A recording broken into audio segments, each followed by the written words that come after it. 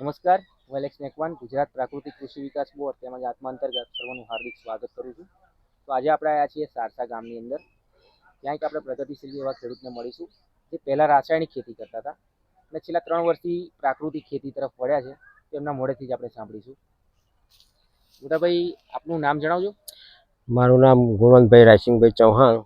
બરાબર. મારો mobile number 85 117 82 066. બરાબર. અને આપણું ગામ? ગામ સારસા ખડીપુરા વિસ્તારમાં રહું છું. તાલુકો જિલ્લો આપણો? તાલુકો જિલ્લો આણંદ અને તાલુકો આણંદ છે. છેલ્લા કેટલા વર્ષથી આ પ્રાકૃતિક ખેતી કરો છો? હું 3 વર્ષથી ખેતી કરું. 3 વર્ષ પ્રાકૃતિક. પ્રાકૃતિક. બરાબર.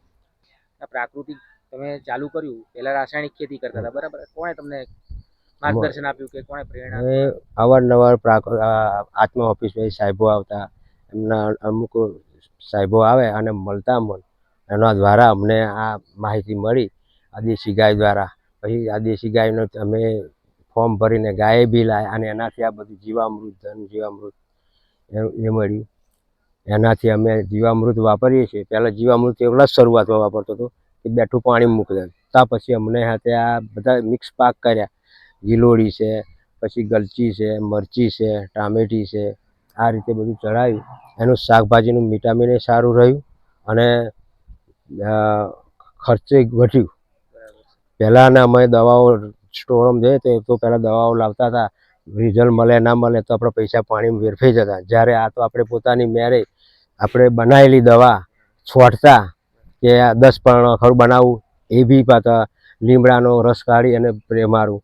પછી આ જીવામૃત ખરું ને એને ગાળીને ઉપર સ્પ્રે મારું એટલે એનું જવણ સારું રહેતું, એની માલે સારું બધ મળતું હતું અને ભાવ વસ્તુ મળતા.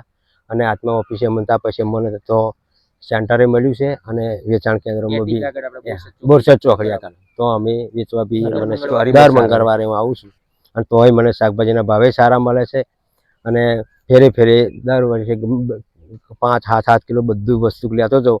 એ બાઇક લઈને વડે તો જાઉં છું તો એની પર જેટલું લઈ જવાય એટલું લઈને જાઉં. પણ સારું મને એની માહિતી વેચાણ કેન્દ્રમાં સારું મળે છે. અને હું તો બીજા ખેડૂતોને કહી શકું છું કે આ તમે રાસાયણિક છોડો. પહેલું ઘર માટે પોતાના માટે સ્વાસ્થ્ય માટે સારું છે એટલે પોતાના માટે ખાવા પૂરતું થોડુંક ચારો મારાવો, ઘર આગળ શાકભાજી રોપો.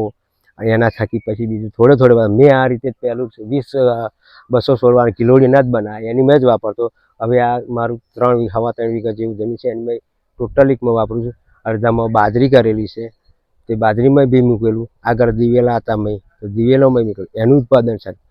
મુદ્દે આપણે એગ્રોવાળાને તો જવાનું રહે. ખાતર દવા બિયારણનો નોમે ખર્ચો થતો નથી અને હું આમાંથી બિયારણે સારું પાકે. આ બાજરી છે એ બી સારું પાકે, એનું કદવાળું, એનું મોટા દાણા ચારીને ગાળીને એવું છું.